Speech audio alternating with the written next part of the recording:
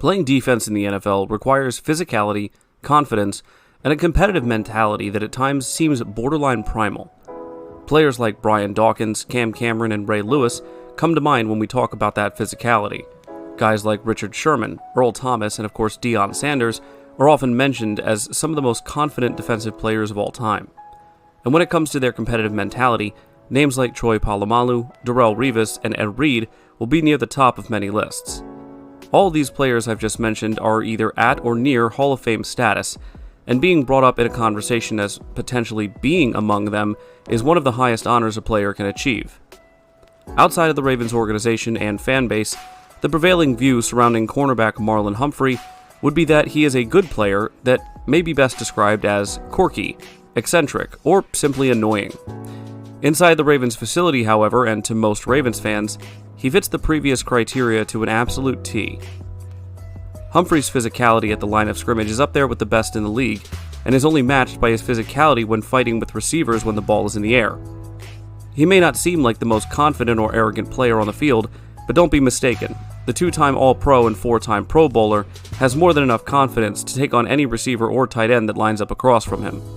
And as for having a competitive mentality, Marlon is one of the best examples of a split personality when it comes to how he acts off the field versus on the field. Since being drafted 16th overall by the Ravens in the 2017 NFL Draft, the Hoover, Alabama native has become one of the most elite corners in the NFL over the past decade by locking up opponents' best wide receivers and making game-changing play after game-changing play throughout his 8-year career. Marlon Humphrey is a player that already screams Raven Ring of Honor when he hangs up his cleats. But are his accomplishments enough to truly land him in Canton with other defensive legends of the game? That's the question I'm going to be trying to answer for you in today's video. I'm Jordan with Ravens Flash Report, and let's get to it.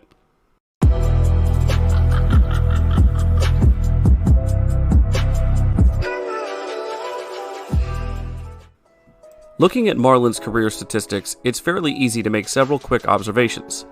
1. Marlon forces a lot of fumbles. 2. Marlon makes a lot of tackles. And 3. When healthy, Marlon Humphrey is an elite-level corner. In all 4 seasons where he has started and played the entire season, he was chosen as a Pro Bowler, and 2 of those seasons he was voted as an All-Pro. As for the first 2 observations, the forced fumble stat is simply a reflection of Marlon's skill in that area and his disruptive playstyle.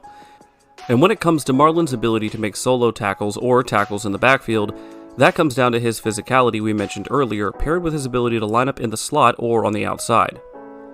What Marlon Humphrey does for the Ravens will never net him a coveted title like best corner ever. This is because Humphrey has always been a jack-of-all-trades type of corner.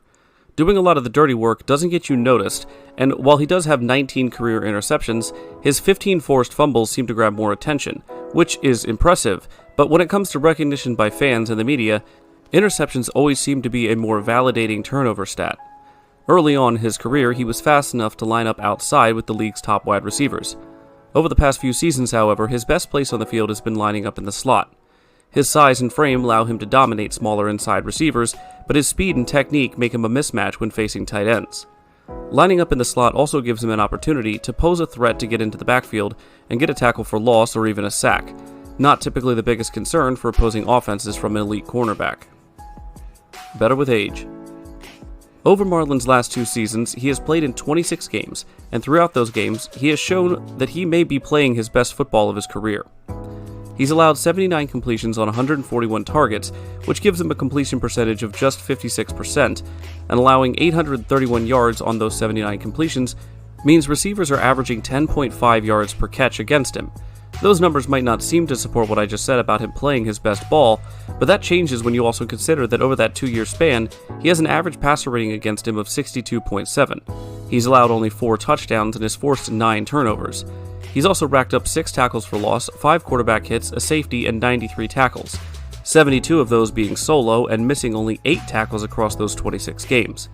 For comparison, Brandon Stephens, the other starting corner opposite Marlon, played in 33 games over the last 2 years and allowed 134 completions on 210 targets for a completion percentage of 63.8% and 1,622 yards. But Ravens fans will be the first to tell you that any cornerback looking better than Brandon Stephens over the last 2 years is not nearly enough of a reason to be considered elite, let alone a future Hall of Famer. So let's take a look at how Marlon Humphrey looks when stacked up against some of the best young talent in the league at his position over the last 2 seasons. The first thing you'll notice is that Patrick Surtain is a beast, and that is correct, of course. But this image doesn't tell the whole story naturally, so for more, we need to dig into the advanced stats. Now we can see that Marlon not only allows a lower completion percentage than Surtain, but he does it while being targeted more often on average. When looking at each stat, we can see that Marlon holds his own quite well when compared to these young elite corners, being in the middle of the pack among them in completion percentage, completion yards, touchdowns allowed, total tackles, and missed tackle percentage. He is, however, either near the top end or leading this group in interceptions, yards per completion, yards per target, passer rating allowed, blitzes, quarterback knockdowns, quarterback pressures, and total missed tackles. Another significant difference in Marlon's stats and the other 5 corners here is that Marlon plays for a highly competitive team. I don't mean that to sound disrespectful to the Patriots, Jets, Panthers, Texans, or Broncos, but looking at the records alone should tell you that even with the more recent success of the Texans and the Browns in 2023 and 2024, it isn't enough to offset the differences in wins to losses when compared to Marlon's Ravens. The combined records of the 5 other players here is 52 and 80, which is a win percentage of just 39.4%, compared to Marlon's 20 and 6 record, which is 76.9% win rate. The reason this is significant is that teams that perform poorly record-wise typically face less pressure from their opponent's passing game, as teams that are winning usually run the ball more often to control the clock and limit the risk of turnovers. To show this discrepancy, let's look at the ranking by each of the 6 teams' defenses with regards to how many pass attempts were made versus how many run attempts were made. As you can see, other than the Broncos in 2024 and the Patriots in 2023, every one of these 5 teams sees fewer passing attempts than 50% of the other teams in the league. And with the exception of Houston in 2024 and Denver in 2024, they all face consistently more rushing attempts than half the league. Now let's look at the Ravens, and immediately you will see that it's flipped, and the difference couldn't be more obvious. I bring this up not to say that the other 5 elite corners on here don't see as much work and therefore aren't tested as much as Humphrey is, but to say that despite all these additional passing attempts versus rushing attempts against the Ravens, Humphrey is still in the top 10 or top 5 of corners while facing teams who have specifically targeted the Ravens secondary over the last 2 seasons, looking just as, if not more dominant, during this stretch of games. All-decade team admission. Since becoming a full-time starter and cornerback 1 for the Ravens in 2019, Marlon has been going toe-to-toe with some of the best wide receivers in the league, and therefore is naturally going to be compared to the other top corners around the league. So let's do just that. If we look at some of Marlon's contemporaries whose careers overlap more with Marlon's, we see that Marlon once again holds his own against some of the other most dominant corners over the past half-decade. But just as the previous comparison requires a deeper dive, this does as well. Straight away, the first thing to discuss is the fact that out of all these 6 players, Marlon is the most heavily targeted and yet still has a lower completion percentage allowed than Slay and Ramsey. You would also assume, and you would be correct, that he allows more yardage. But due to the sheer volume of targets, mixed with his physical playstyle, both his yards per completion and yards per target are the lowest of the group. However, for this analysis to be fair, I must also point out the warts in Humphrey's game as well, as I don't want to be cherry-picking stats to make Marlon seem better than he is. One of those warts is his touchdown coverage.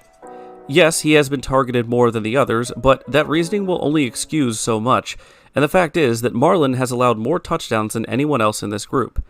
And even if you wanted to make the more targeted case, we can see that while Marlon averages the most per season, Darius Slay, in playing 2 more total games than Marlon, has allowed 16 more receptions, a 3% higher completion rate, and over 450 more yards, but still has less touchdowns allowed than Marlon. This drives up Marlon's passer rating allowed, and I think this deficiency in his game is one of the biggest factors in others doubting Marlon's legitimacy as a future Hall of Famer. But where his touchdown defense might be a detractor to his overall legacy, his tackling ability and his versatility that allows him to be used to get after the quarterback is something that puts him ahead of everyone else here. His missed tackle rate is a bit of a blemish in this regard, but given that he has 28 more combined tackles than the next guy in the group, Jalen Ramsey, I think I can stomach a miss here or there considering all the other skills Humphrey brings to the table. Corvus Magnitudo. Like I mentioned earlier, it is my opinion that Marlon Humphrey is already guaranteed membership to the Ravens' Ring of Honor when he retires. Marlon has not only been great at an extremely important position on the defense for his entire career, but also ranks very highly among other Ravens greats in franchise records as not only a cornerback, but as a defensive player overall. After his 8th season, he is top 10 all-time in a few categories notable as a cornerback. 6th in interceptions with 19, only one behind both Rod Woodson and Dwayne Starks, tied with Lardarius Webb for 4th in passes defended with 91 in 11 fewer games than Webb, and 17 more than Jimmy Smith in 12 fewer games. Marlon's tackling skills put him 8th all-time in solo tackles with 353, ahead of other Ravens like Jimmy Smith, Bart Scott, Adalius Thomas, and Peter Boulware, while only being 35 behind 5th place Chris McAllister. At the pace he's on, averaging over 50 per season, he could potentially pass Webb for 4th place by the end of next season. After that, the top 3 might be out of reach. Ed Reed has 507, Terrell Suggs has 606, and Ray Lewis, who holds the NFL record, has 1,568 total tackles. And while he may have played in 116 games as a Raven, which is the 23rd most, Marlon has some decent stats in areas not typically associated with cornerbacks.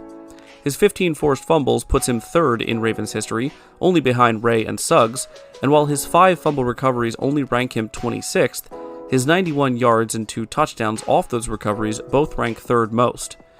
In addition to these rankings, he's made 21 tackles for loss, which is good for 28th most, 15 quarterback hits, which is 32nd most, and 6 sacks, which may only be 42nd most among Ravens, but getting after the opposing quarterback isn't exactly the first priority for corners, so 6 is actually pretty impressive, and more than any of the other elite corners that we have compared him to today.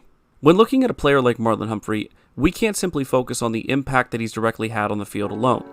Over the years, Marlon has gone from a first-round rookie trying to adapt to life in the NFL and prove that the Ravens and Ozzie Newsome were right in drafting him, to a third-year All-Pro under the tutelage of former cornerback 1 Jimmy Smith as he's tweaked his game playing at the highest level, to now becoming the vocal leader of the secondary and taking players such as Kyle Hamilton and Nate Wiggins under his own wing and helping them learn by example how to play like a Raven. It's true that Marlon Humphrey is a fairly relaxed and carefree person off the football field, but his approach to the game and how he views his own legacy has seen a change over the last couple of years.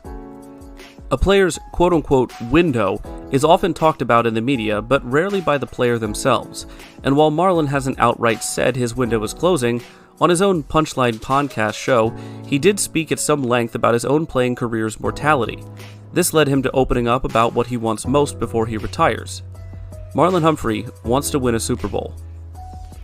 So bringing this all back around, let's look at the original question I brought up in the beginning of this video. If he stopped playing today, is Marlon Humphrey the caliber of player to be elected into the Pro Football Hall of Fame?